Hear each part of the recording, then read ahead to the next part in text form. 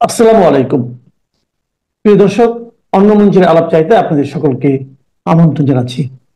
দিনটা মোটামুটি ভাবে উত্তেজনাপূর্ণ এবং গোটা বাংলাদেশের মানুষেরই চোখ গোপালগঞ্জে। আমি শুরুতেই বলে রাখি, গোপালগঞ্জে যেটা হলো তার চেয়ে তো বড় কথা, গত জুলাই অভ্যুত্থানের সামনের সারিতে থাকা কিছু নাম যারা আজকে গোপালগঞ্জে নানাভাবে আক্রান্ত। নাহিদ, সার্জিস, হাসনাত, যারা, পাটোয়ারি, আক্তার, এদের উপরে যে আক্রমণ সেটার আমি নিন্দা জানাই। এবং আরো বলে রাখা ভালো, ওই অভ্যুত্থানে, ওই আন্দোলন সংগ্রামে তাদের ভূমিকার জন্য আমার তাদের প্রতি শ্রদ্ধা, ভালোবাসার কোনো কমতি নেই। যারা সে সময় আমার কথা শুনেছেন অভ্যুত্থানের পূর্বে বা অভ্যুত্থানকালীন সময়ে বা অভ্যুত্থানগত পরিস্থিতিতে, নিঃসন্দেহে যেমন আমি শুনেছি, দেখিনি, একজন সাংবাদিক যিনি একসময় মানবজমিন পত্রিকায় কাজ করতেন, তিনি প্রায়শই আমাকে নিয়ে সোশ্যাল মিডিয়াতে পোস্ট দেন। তিনি আমাকে বা মাসুদ কামালকে নিয়ে লিখেছেন যে আমরা জানি বা আমরা হয়তো বলবো যে এদের গোপালগঞ্জে যাওয়া ঠিক হয়নি। আগেই তিনি বলেছেন, আমরা কিছু বলবার আগে। আমি জানি না মাসুদ কামালের মধ্যে কথা বলেছেন কিনা, আমার হয় তার রিডিং একটু ভুল আছে। প্রথম কথা হচ্ছে, কাউকে ট্রল করা, কারো পিছনে লেগে থাকার প্রবণতাটা বাদ দেওয়া উচিত, যদিও এটা আমার কিছুই যায় আসে না। ইউজুয়ালি আমি এসব বিষয় একটা ক্যাটার করিও না। যে কথা বলছিলাম যে ওই আন্দোলনের ওই নেতাদের প্রতি আমাদের শ্রদ্ধা, ভালোবাসা, কৃতজ্ঞতা সবটাই আছে, সহানুভূতিটাও আছে, এখনো আছে। এবং আমি মনে করি তাদের যে অবদান, সেই অবদানের জন্য তাদেরকে রক্ষা করা, সুরক্ষা দেয়া, এটা আমাদের সবার দায়িত্ব। রাষ্ট্রের তো দায়িত্ব, আমাদেরও দায়িত্ব। যেমন 1971 সালে যারা আমাদের দেশটা স্বাধীন করেছে, তাদেরকে রক্ষা করা, তাদেরকে সুবিধা দেয়া, তাদের জীবনকে সহজ করে তোলার দায়িত্বটা আমাদের ছিল। 54 বছরে কিছু পারা গেছে, অনেক কিছু পারা যায়নি। এরপরে বিভিন্ন সময়ে রাষ্ট্রের জন্য জনগণের পাশে যারা দাঁড়িয়েছেন, ত্যাগ স্বীকার করেছেন, অনেকে রাষ্ট্রীয় বা সরকারি দায়িত্ব পালন করতে গিয়ে, যেমন ধরেন পুলিশ, সেনাবাহিনীর সশস্ত্র বাহিনীর সদস্য অনেক সময় দেশের জন্য জীবন দেন। তাদের জন্য আমাদের অনেক দায়িত্ব থাকে, কখনো কখনো রাষ্ট্র বা সরকার সেগুলো পালন করে। তো যেটা বলছিলাম যে ওই বৈষম্যবিরোধী ছাত্র আন্দোলনের বা সেই ছাত্র জনতার অভ্যুত্থানের সময়ে সামনে থাকা এদের প্রতি আমাদের ভালোবাসা, এদেরকে রক্ষা করা আমাদের দায়িত্ব। গোপালগঞ্জে যেটা হয়েছে সেটা অনাকাঙ্ক্ষিত এবং আমরা কেউই সেটাকে সমর্থন করি না। তবে এদের কথা যখন বলি, এই নাহিদ, সার্জিস, হাসনাত, পাটোয়ারি বা আক্তার কিংবা আসিফ, মাহফুজ, তাদের কথা আমরা যখন বলি, আলোচনা করি, একটা বিষয় কিন্তু আমাদেরকে মাথায় রাখতে হবে। বিশেষ করে আমার এই ছোট ভাই বোনদের মাথায় রাখা দরকার যে তারা কিন্তু সেই জায়গাটিতে এখন আর নেই। তারা এখন একটা রাজনৈতিক দলের সদস্য। মাহফুজ এবং আসিফ হয়তো সেটা বলবেন না, অফিসিয়ালি তারা সদস্য নন, কিন্তু সবাই জানেন তাদের এক ধরনের কানেকশন আছে এই দলটির সঙ্গে। এবং আপনি যখন রাজনৈতিক দল করবেন, কোন রাজনৈতিক দলের সমর্থক পাবেন, তখন কিন্তু আপনার প্রতিপক্ষ থাকবে, ভিন্ন মত থাকবে, এটাই স্বাভাবিক। 1971 সালের মুক্তিযুদ্ধে যারা অবদান রেখেছেন, মুক্তিযুদ্ধোত্তর বাংলাদেশে, তাদের কেউ তো দেশের বিরুদ্ধে দাঁড়িয়েছেন, জনগণের বিপক্ষে কাজ করেছেন, এবং মানুষ তাদেরকে সবসময় যে সম্মান দিয়েছে তা না, অসম্মানও করেছে, যেগুলো অনেক কিছু অপ্রীতিকর ঘটনা ঘটেছে, যেগুলো হয়তো সমর্থনযোগ্য নয়, কিন্তু বাস্তবতা হচ্ছে মানুষের ক্ষোভের কাছে অনেক সময় অনেক কিছু পরাস্ত হয়। এবং সেটা আমরা বিভিন্ন সময় দেখেছি। ইভেন ধরেন যে 90-এর গণ অভ্যুত্থানেও যারা ভূমিকা রেখেছেন বা এরশাদ বিরোধী আন্দোলনে যারা ভূমিকা রেখেছেন, তাদের অনেকে কিন্তু একটা সময় কিন্তু এরশাদের সঙ্গেও যোগ দিয়েছেন আন্দোলন চলাকালীনই। এমনকি 14ই ফেব্রুয়ারি যে ঐতিহাসিক ছাত্র জনতার আন্দোলন, যে কর্মসূচি ছিল, সেই মিছিল থেকে বেরিয়ে গিয়ে কিন্তু তৎকালীন ডাকসুর জেনারেল সেক্রেটারি জিয়াউদ্দিন বাবলু এরশাদ সরকারে যোগ দিয়েছেন। ইতিহাসে এগুলো ঘটে, ইতিহাসে এগুলো ঘটে। সো এই ছাত্রদের প্রতি আমাদের ভালোবাসা যাই থাকুক না কেন, এবং আমি মনে করি যে তাদেরকে রক্ষা করা যে কোনো বিপদ থেকে আমাদের সকলের দায়িত্ব। একই সঙ্গে এটা আমাদের মাথায় রাখতে হবে, তাদেরও মাথায় রাখতে হবে যে তারা একটা রাজনৈতিক দলের নেতা সদস্য এবং রাজনীতিতে তাদের ভিন্ন মত আছে। এই ছাত্ররাই ধরুন 5 তারিখের পরে বা 8ই আগস্টের পরেও যদি আরো 1-2-3 বছর বৈষম্যবিরোধী ছাত্র আন্দোলন এই প্ল্যাটফর্মটাকে রক্ষা করতেন, সরকারকে গাইড করতেন, সরকারের অন্যায় অনিয়মগুলোকে বা অন্যান্য রাজনৈতিক শক্তিগুলোরও যেসব অন্যায় অবিচার তারা দেখতেন সেগুলো নিয়ে সোচ্চার থাকেন, মানুষ কিন্তু তাদের ওই সমপরিমাণ শ্রদ্ধাই হয়তো করতো বা ভালোবাসা দিত, তাদের কথা শুনতো। এমনকি আর তারা যদি সরকারে যোগ না দিতেন, হ্যাঁ, যে কোনো মানুষের রাজনৈতিক দল করবার অধিকার আছে, তাদের অধিকার আছে, তারা দল হয়তো করতেন, কিন্তু তারা যদি একটু সময় নিয়ে দলটা করতেন, তাহলে হয়তো অনেক মানুষই, তাদের বলবার দরকার হয়তো দেশের সাধারণ মানুষই অনেকে বলতেন যে আপনারা রাজনৈতিক দল করেন। আমি মনে করি যে সেই অপরচুনিটি তারা নষ্ট করেছে। শুধু তাই নয়, তারা শুধু আওয়ামী লীগ, শেখ হাসিনার বিরুদ্ধাচরণই করেনি, তারা এমন একটা পর্যায়ে, এমন একটা ভূমিকায় অবতীর্ণ হয়েছে যেখানে মনে হয়েছে যারা তারা আরেকটা শক্তি, আরেকটা বড় রাজনৈতিক দল বিএনপির নেতা তারেক রহমান, বেগম জিয়া, তাদেরকেও মাইনাস করবার প্রক্রিয়ার মধ্যে ঢুকে পড়েছেন। এবং এদের প্রায় সবারই বডি ল্যাঙ্গুয়েজ, কথাবার্তায়, যেমন ফ্যাসিবাদকে আমরা শেখ হাসিনার সময় দেখেছি, স্বৈরতন্ত্রকে দেখেছি, তাদের যে ভাষা, তাদের যে বডি ল্যাঙ্গুয়েজ, তার একটা প্রতিচ্ছবি কিন্তু এদের অনেকের মধ্যে আমরা দেখেছি। এটা হবে, এটা করতে দেওয়া যাবে না, একে বাংলাদেশের মাটিতে ঠাঁই দেওয়া যাবে না, একে রাজনীতি করতে দেয়া যাবে না। এগুলো গণতন্ত্রের ভাষা নয়, এগুলো রাজনীতির ভাষা নয়। এটা আওয়ামী লীগ করেছে, বিএনপি জামাতের বিরুদ্ধে অনেক কথা বলেছে, শেষ পর্যায়ে সে জামাতকে নিষিদ্ধ করেছে চেষ্টা একটা অফিসিয়াল অর্ডারে। কিন্তু রাজনীতিতে আসলে এগুলো কাজ দেয় না। রাজনীতিতে ভালো শক্তি থাকে, অশুভ শক্তি থাকে, খারাপ শক্তি থাকে। গণতান্ত্রিক প্রক্রিয়ায় জনগণ আসলে সিদ্ধান্ত নেবে কাকে সে গ্রহণ করবে, কাকে গ্রহণ করবে না। আর কেউ যদি একেবারে টেরোরিস্ট হিসেবে আবির্ভূত হয়ে যান, টেরোরিস্ট সংগঠন হয়, সেটা হয়তো আইনি প্রক্রিয়াটা তার সমাধান করা যেতে পারে, কোনো দেশ সেটা করেছে। কিন্তু মূল কথা হচ্ছে আইন কানুন কোর্ট দিয়ে কারো রাজনীতি নিষিদ্ধ করা যায় না, কারো রাজনীতি বন্ধ করা যায় না। এই যে এনসিপি নেতারা গোপালগঞ্জে গেলেন, আমরা জানি যে গোপালগঞ্জ শেখ মুজিবুর রহমানের জন্মস্থান, যিনি বাংলাদেশের স্বাধীনতা সংগ্রামের প্রধান পুরুষ। শুনতে কারো ভালো লাগতেও পারে, কারো নাও লাগতে পারে, কিন্তু এটাই বাস্তবতা যে শেখ মুজিব হচ্ছে বাংলাদেশের স্বাধীনতা সংগ্রামের, মুক্তিযুদ্ধের অবিচ্ছেদ্য নাম। একইভাবে জিয়াউর রহমান বাংলাদেশের স্বাধীনতা যুদ্ধের সঙ্গে অঙ্গাঙ্গিভাবে তারও নাম। বাংলাদেশের যে মুক্তিযোদ্ধার নাম সবার আগে দিতে হবে, বলতে হবে, সেটা জিয়াউর রহমান। সশস্ত্র যুদ্ধে নেতৃত্ব দিয়েছেন, স্বাধীনতার ঘোষণা দিয়েছেন, প্রথমে নিজে, পরে বঙ্গবন্ধুর পক্ষে, এবং বাংলাদেশের স্বাধীনোত্তর বাংলাদেশে বহুদলীয় গণতন্ত্রকে ফিরিয়ে আনবার ক্ষেত্রে ভূমিকা পালন তিনি করেছেন। স্বাধীনতার ঘোষণা, সেক্টর কমান্ডার, এটি ফোর্সের অধিনায়ক, মাত্র যুদ্ধের সময় 3টা ফোর্স ছিল, এবং পরে সেনাবাহিনীর উপপ্রধান, পরে সেনাপ্রধান, রাষ্ট্রপতি, দেশের গুরুত্বপূর্ণ দায়িত্ব তিনি পালন করছেন। তো এই দুটো নামকে অস্বীকার করে এবং তাদের অনুসারীদের, যে রাজনৈতিক অনুসারীরা আছে, তাদেরকে মাইনাস করে দিয়ে বাংলাদেশে কেউ যদি মনে করেন যে তারা রাজনৈতিক শক্তি হিসেবে আবির্ভূত হবেন, সেটা এখন পর্যন্ত আমার কাছে মনে হয় যে বাস্তব চিন্তা না।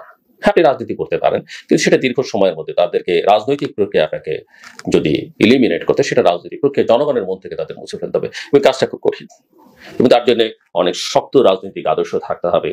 শুধু রাজনৈতিক আদর্শ, অভ্যুত্থান বললাম, স্বৈরাচারের বিরুদ্ধে আমরা ভূমিকা রেখেছি, সেটা বললে হবে না। আপনি নিজে স্বৈরাচারী হয়ে উঠছেন কিনা সেটাও কিন্তু মানুষ দেখছে। আপনি দুর্নীতির বিরুদ্ধে বলেছেন, আপনি নিজে দুর্নীতির সঙ্গে যুক্ত কিনা সেটাও কিন্তু মানুষ দেখছে। এবং মানুষ কিন্তু দেখেছে গত 11 মাসে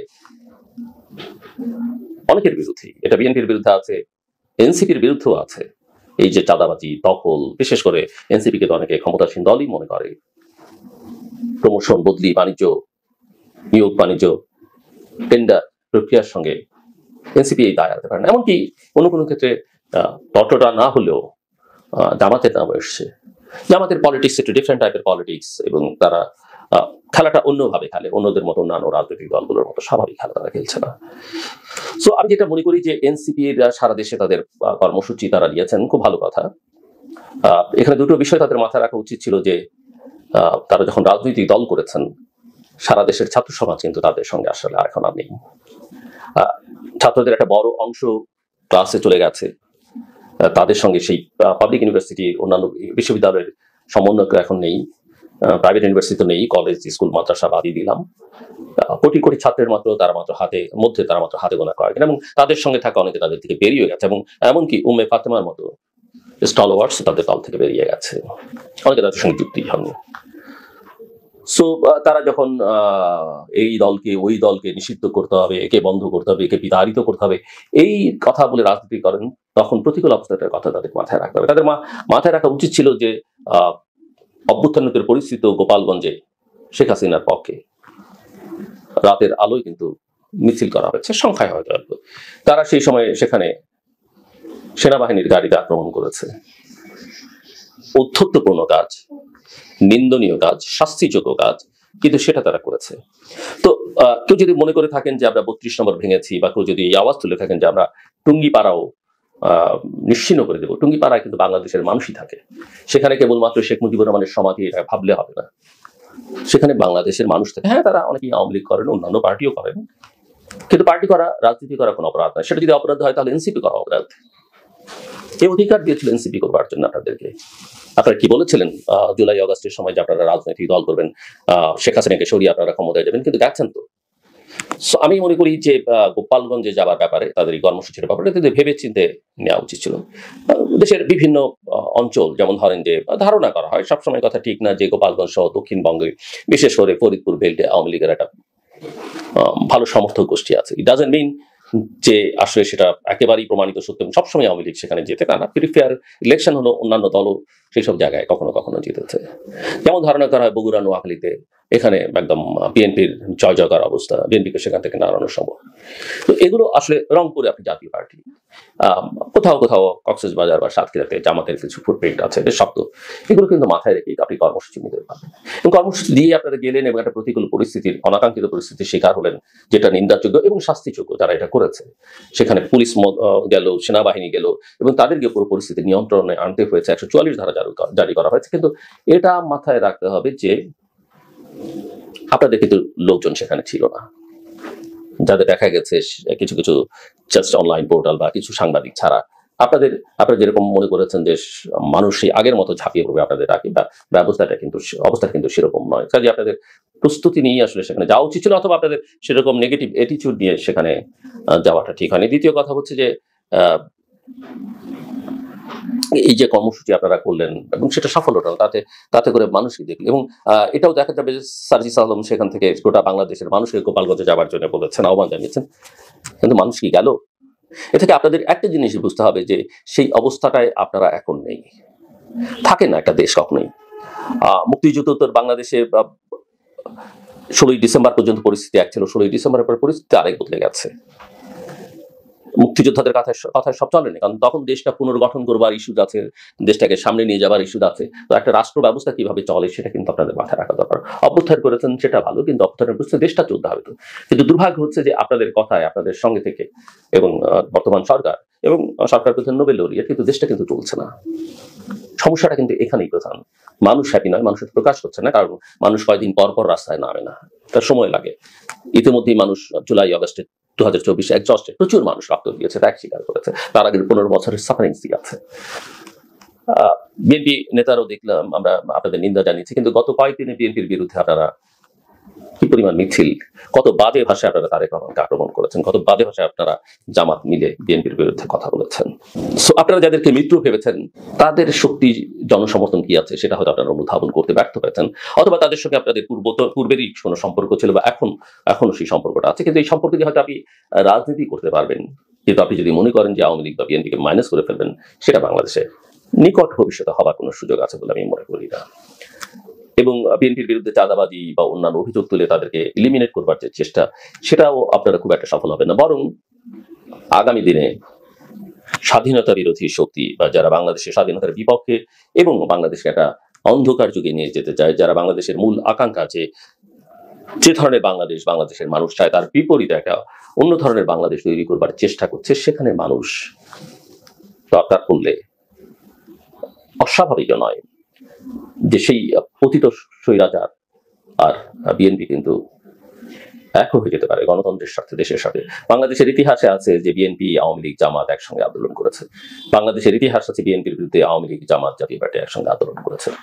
জামাতকে তো সবাই স্বাধীনতা বিরোধী শক্তি পাবে। কাজে আমি জামাতের রাজনীতি নিষিদ্ধ করবার বিপক্ষে তখনও কথা বলেছি। আমি এখনো মনে করি 71-এ তাদের অবস্থান, রাজনৈতিক অবস্থান, নিশ্চয়ই তারা গণহত্যার সঙ্গে যুক্ত ছিল। তাদের কর্মী সমর্থকরা, আলবদর, আল শামস, রাজাকার বাহিনীতে যারা ছিলেন, তারা সেই গণহত্যায় সহযোগিতা করেছেন, ধর্ষণ, নিপীড়নের, অগ্নিসংযোগে সহায়তা করেছেন। কিন্তু তারপরও তারা তাদের রাজনীতি দিয়ে যদি মানুষের উপর আস্থা নিতে পারে, let them do that. Awami লীগের ক্ষেত্রে আমি একই কথা বলবো। আমি মনে করি যে আওয়ামী লীগ যে ন্যাক্কারজনক কাজগুলো ক্ষমতায় থেকে করেছে, মানুষ সেটা ক্ষমা করবে না, করবে কিনা সেটা আমি জানি না ভবিষ্যতে, কিন্তু তারা নিজেরা, তাদের মধ্যে কোনো অনুশোচনা নেই, তারা ক্ষমা চায় না, এখনো ক্ষমা চায়নি। বাট তাদের রাজনীতি করবার অধিকারটা আপনি হরণ করতে পারেন না। সে করতে গেলে আপনার অধিকারও কেউ না কেউ ভবিষ্যতে হরণ করবে। সো বাস্তবতাগুলো কতগুলো স্বীকার করতে হবে। ভারতের বিরুদ্ধে আমরা যথেষ্ট পরিমাণে ক্রিটিক্যাল, অভ্যন্তরীণ রাজনীতির হস্তক্ষেপের জন্য অন্যান্য অনেক সমস্যা তাদের সঙ্গে আমাদের রয়েছে, সেগুলো সমাধান করতে হবে। এবং তারা অনেক অন্যায্য কাজ আমাদের সঙ্গে করেছে, কিন্তু প্রতিবেশী হিসেবে তাকে তো আপনি অস্বীকার করতে পারেন না। সো আপনার তার সঙ্গে সবসময় এনগেজমেন্টে যেতে হবে। এটা কথা বলি, যদি আপনি আমাকে দালাল বানিয়ে দেন, সেটা সুবিবেচনা প্রসূত কাজ হবে না।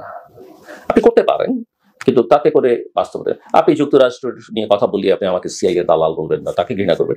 যুক্তরাষ্ট্রে এখনো পর্যন্ত বাংলাদেশের সবচেয়ে একক দেশ হিসেবে আমাদের সবচেয়ে বেশি রপ্তানি, আমাদের এখানে ইনভেস্টমেন্ট বলেন, সহযোগিতা বলেন, সেটা তাদের সবচেয়ে বেশি। আমাদের ছেলেমেয়েরা বিদেশে যেতে চাইলেই, পড়তে যেতে চাইলেই যুক্তরাষ্ট্রে যেতে চায়, আপনি এটা অস্বীকার করবেন কিভাবে?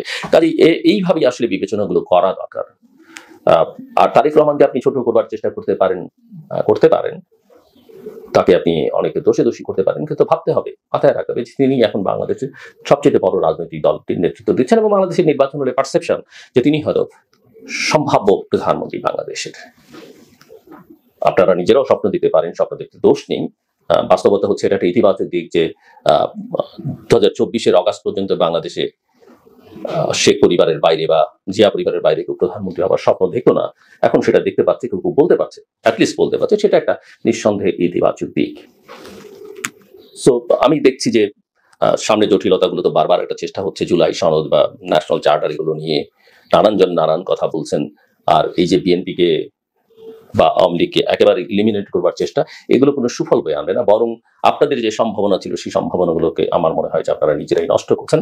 আর বাংলাদেশের কথা বিবেচনা করলে, স্বার্থ বিবেচনা করলে বাংলাদেশ একটা বড় ঝুঁকির মধ্যে ধীরে ধীরে ঢুকে পড়ছে, এবং এ থেকে পরিত্রাণের একটাই উপায়, এটা নিয়ে আমাকে আপনি প্রবল করতে পারেন, অনেক কিছু বলতে পারেন, নির্বাচনের কোনো বিকল্প নেই। ফেব্রুয়ারিতে অনেক দূরের কথা। আর বিএনপি নেতাদের বোধহয় এখন একটু শিক্ষা হওয়া উচিত। আমি যখন বলেছিলাম জুন লন্ডন বৈঠকের পরে যে বিএনপি ট্র্যাক, তারা দেখছিলাম আকাশে ভাসছে, আর সোশ্যাল মিডিয়াতে তাদের আলহামদুলিল্লাহ এটা বলে যে আনন্দ উল্লাস, কিন্তু আমি বলেছিলাম যে আসলে বিএনপি ট্র্যাপড। এবং বিএনপি নেতারা সেদিন সেটা উপলব্ধি করতে পারেনি যে তারা কিছুটা ভুল রাজনীতি করছেন, এবং আজকে মনে হয় তারা বুঝতে পারছেন যে তারা আসলেই ভুল পথে, এবং তারা যে পথে হেঁটেছেন সেই পথে ফেব্রুয়ারিতে নির্বাচন তো দূরের কথা, এপ্রিল, মে, জুন, জুলাই, আগস্ট 2026, 27, 28 হয় কিনা সন্দেহ। নির্বাচনটা করতে হলে বাংলাদেশে সার্বিক পরিস্থিতি বিবেচনা করে, দেশীয়, আঞ্চলিক ও আন্তর্জাতিক পরিস্থিতি বিবেচনা করে ডিসেম্বর 25 এর মধ্যে করতে হবে। নির্বাচনের প্রস্তুতি নিতে 3 মাসের বেশি লাগবার কথা না। যদি কোনো নির্বাচন কমিশন সেটা নিতে না পারে, আমি মনে করি তাদের সেটা অক্ষমতা বা অদক্ষতা, অযোগ্যতা। আমার বিশ্বাস এই নির্বাচন কমিশন সেটা করতে পারবে। আমি মনে করি নির্বাচনের তারিখ ঘোষণার মাত্র পুলিশ প্রশাসন, যাদেরকে এখন অনেক বেশি ইনঅ্যাক্টিভ মনে হচ্ছে বা প্রোঅ্যাক্টিভ না, কোনো ক্ষেত্রে রিঅ্যাক্টিভ মনে হচ্ছে, তারা অ্যাক্টিভ হয়ে যাবে। জুডিশিয়ারি যথাযথ ভূমিকা পালন করবে, আর্ম ফোর্সেস যথাযথ ভূমিকা পালন করবে, এবং বাংলাদেশে যে চরম বিশৃঙ্খলা এখন দেখা যাচ্ছে, যে অনিশ্চয়তা দেখা যাচ্ছে অর্থনীতি, সমাজ, রাষ্ট্রে, সেগুলো আর থাকবে না। দ্রুত নির্বাচন, যত দ্রুত নির্বাচন সবাই মিলে চাওয়া উচিত। কেউ যদি মনে করে থাকে নির্বাচন বিলম্বিত হলে তারা লাভবান হবে, আমি সেটা মনে করি না। এনসিপির কোনো লাভবান হওয়ার আমি কোনো সুযোগ দিই না, যদি না তারা জামাতের সঙ্গে নিজেদের একাকার করে ফেলেন বা তারা জামাতের বি টিম হিসেবে থাকেন। আমাদের কাছে তথ্য প্রমাণে তিনি, কিন্তু অনেকের ধারণা যে এনসিপি, এবি পার্টি সহ কিছু রাজনৈতিক দল তারা বেসিক্যালি জামাতের হয়ে কাজ করছেন। আদারওয়াইজ লাভ যদি কিছু হয় সেটা জামাতের হবে, অন্য কারো লাভের কোনো সুযোগ নেই। তবে জামাত নিঃসন্দেহে বাংলাদেশের সবচাইতে সুশৃঙ্খল পলিটিক্যাল পার্টি। তাদের কাছে তাদের ইডিওলজিটা গুরুত্বপূর্ণ। এই ইডিওলজি অন্যরা খুব একটা চর্চা করেন না, বা তাদের নিজেদের যার ইডিওলজি আছে পলিটিক্যাল পার্টিগুলো, তারা এত কনসলিডেটেড ওয়েতে বা এত শক্তভাবে করে না যেটা জামাত করে, এবং বেশ অর্গানাইজড পলিটিক্যাল ফোর্স। কিন্তু ইতিহাসে জামাত তার জন্মলগ্ন থেকে ইতিহাসের বিভিন্ন পর্যায়ে তাদের রাজনীতিতে বহু ভুল আছে, এবং তারা অনেক ক্ষেত্রেই অনেক দূর এগিয়েও সফল হতে পারেনি, সফল হয়নি, কারণ ভুল রাজনীতি আসলে শেষ পর্যন্ত কোনো সাফল্য দেয় না। আমি কথা না বাড়াই, সমাধান একটাই, যেটা বলছিলাম যে নির্বাচন শেষ করবার আগে বলি, প্রত্যেকটা মানুষের আমি নিজেও যথেষ্ট সচেতন নিঃস্বার্থ, বাট দুটো বিষয় খেয়াল করা দরকার। ঘুমটা মানুষের জীবনে খুব প্রয়োজন। অনেকেই মনে করেন আমি তো 3-4 ঘন্টা ঘুমালি, আমার ফ্রেশ ঘুমায়, সাময়িক, সেটা দীর্ঘমেয়াদে কোনো সুফল দেবে না। প্রত্যেকটা মানুষের আসলে জীবন 24 ঘন্টার সময়টাকে 3 ভাগে ভাগ করা উচিত। 8 ঘন্টা আপনি বিছানায় কাটাতে পারেন ঘুমিয়ে, তবে কোনো অবস্থাতেই 7 ঘন্টার কমে ঘুম নয়, 8 ঘন্টার বেশি না হয় ভালো। কেউ বিশেষ করে ছোটরা 9-10 ঘন্টাও ঘুমায়। 8 ঘন্টা আসলে আপনার দিনের আপনি বসে কাটাতে পারেন, আর 8 ঘন্টা দাঁড়িয়ে, সেটা আপনি হাঁটেন, দাঁড়িয়ে থাকেন, যাই করেন না কেন, 8 ঘন্টা বসে, 8 ঘন্টা ঘুমিয়ে বা শুয়ে, 8 ঘন্টা দাঁড়িয়ে। আর প্রচুর পানি খাওয়া উচিত, তবে সবার জন্য না।